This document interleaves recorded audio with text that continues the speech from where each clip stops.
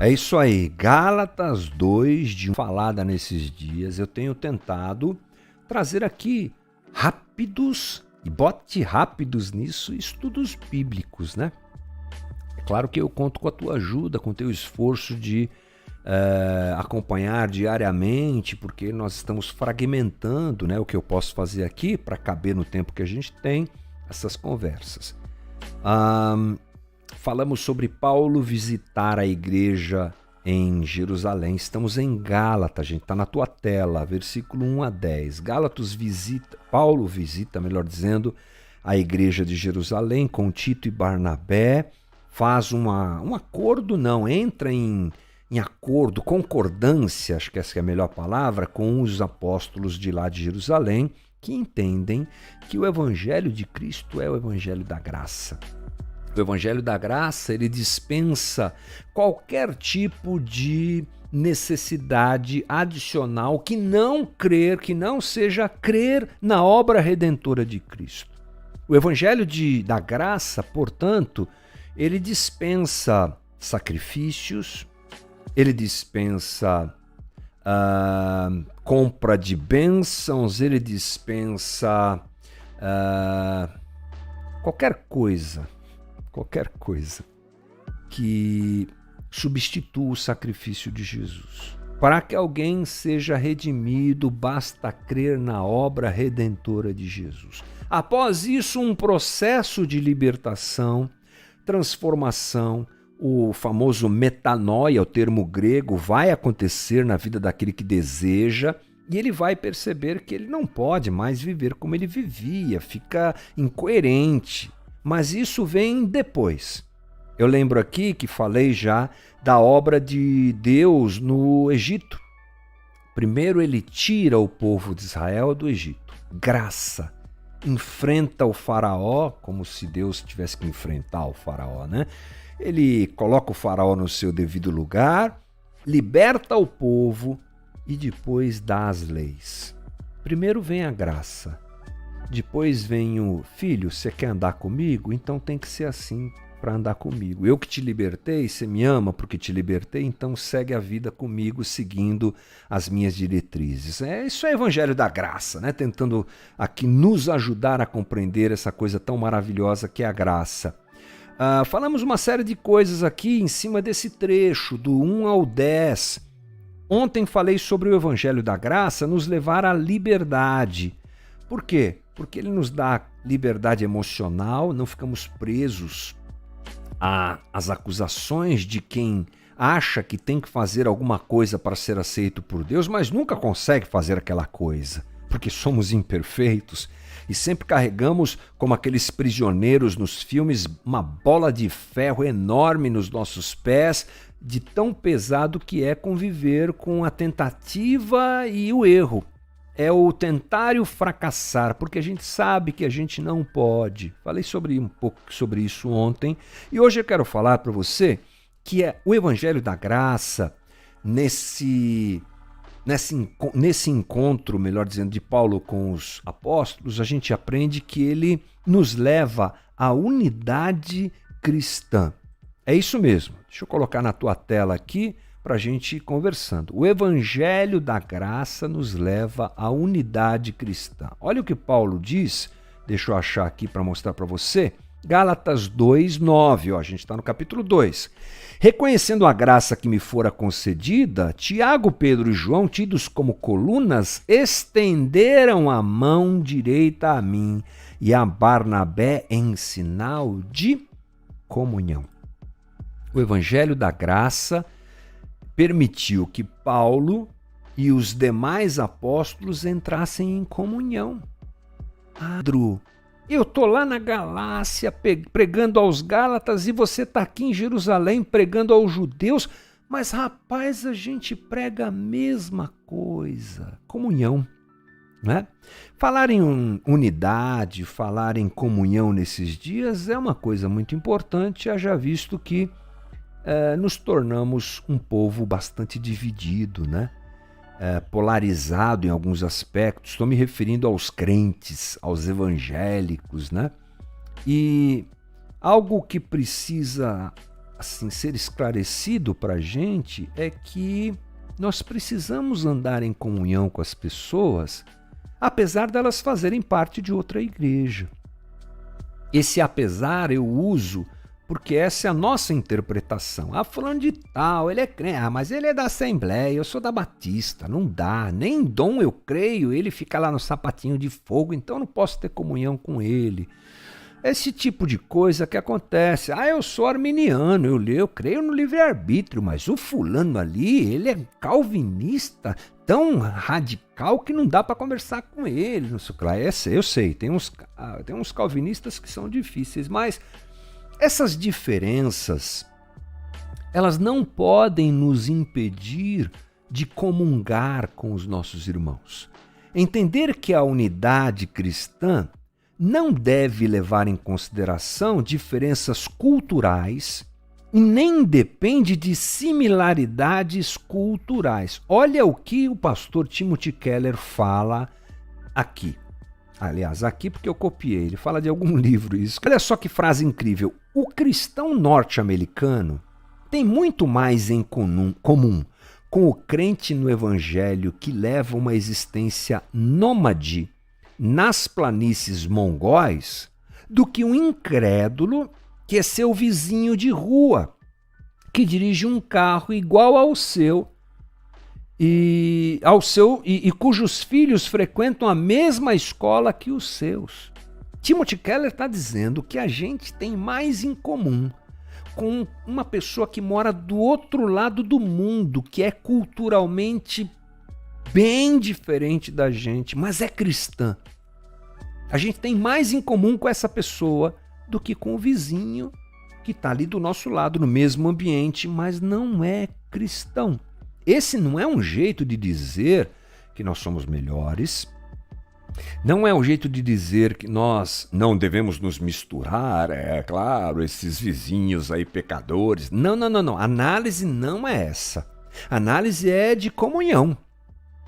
Temos que amar o nosso vizinho, ainda que ele seja um cara completamente, uma família, uma pessoa, sei lá quem, completamente distante do evangelho que nós cremos. Temos que amá-lo e conviver com ele, é claro. Mas a comunhão, ela acontece a despeito das situações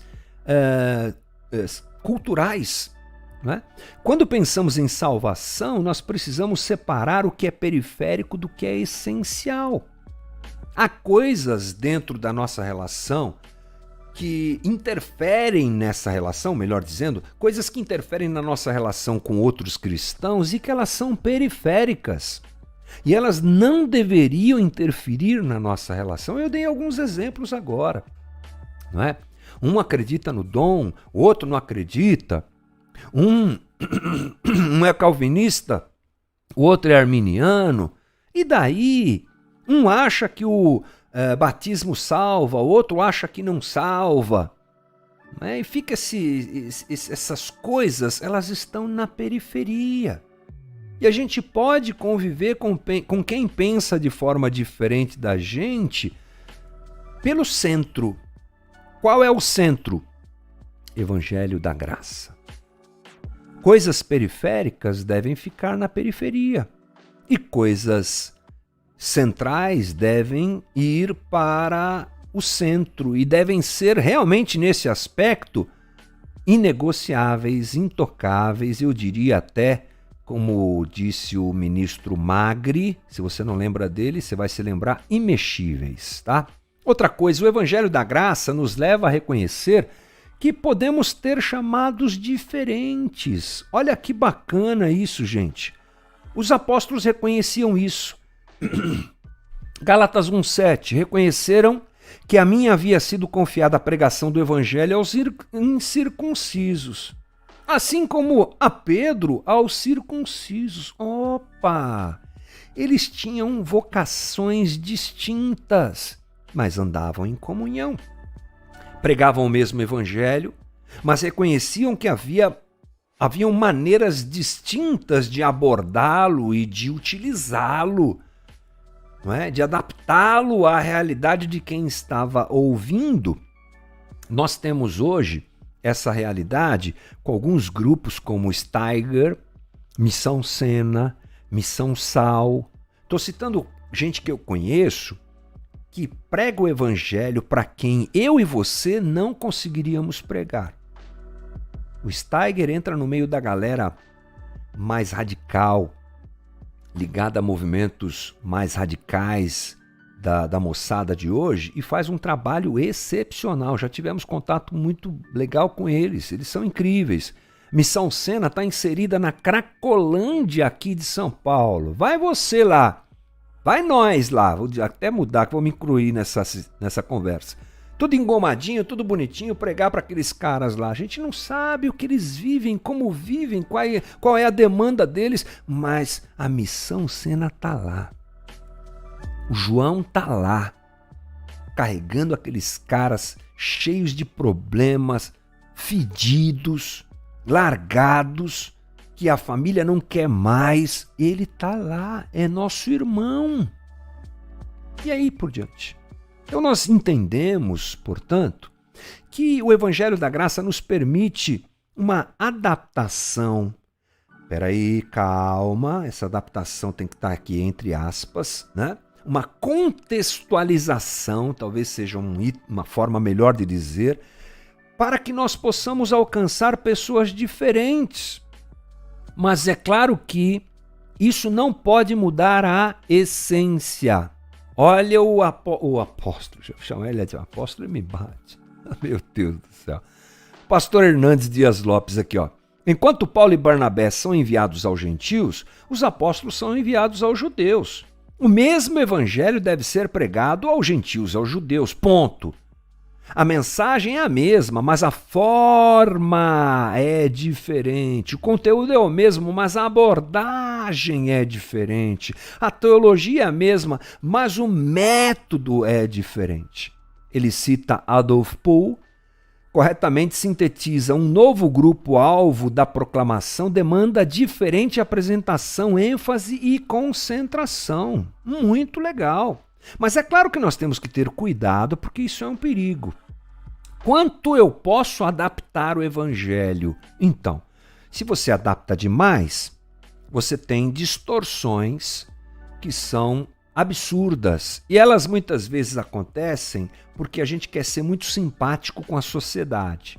Eu não posso ficar falando algumas coisas aqui, no meio desses ateus aqui, porque eles não vão aceitar. Então eu vou adaptar um pouco aqui o evangelho, vou contextualizar, mas aí por conta desse medo aos ateus, por exemplo, esse medo a sei lá quem, essa adaptação é extrema. E o evangelho deixa de ser evangelho. Cuidado! Nós todos temos que ter cuidado com isso.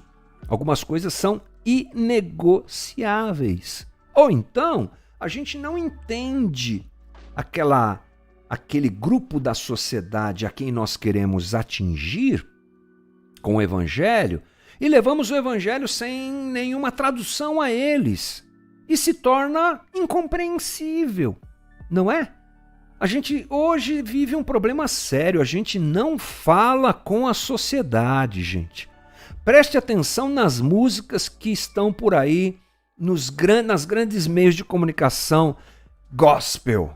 Você não entende nada do que eles falam. Às vezes eu não entendo. Eles, eu digo, são meus irmãos. Mas nós nos fechamos num gueto e nós não falamos com a sociedade em que estamos inseridos e onde vivemos. É um tal de manto, é um tal de varão, é um tal de unção, é um tal de não sei o que lá. Que é isso?